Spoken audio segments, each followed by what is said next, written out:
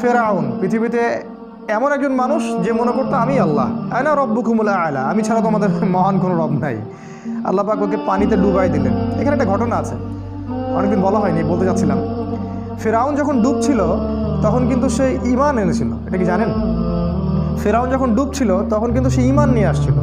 ফেরাউন যখন ডুবছে ও সেনাবাহিনী সহ, তখন জিবরাইল অন্যান্য ফেরেশতারা চলে আসছেন, কারণ মৃত্যু হবে, এখন জান কবজ করা হবে।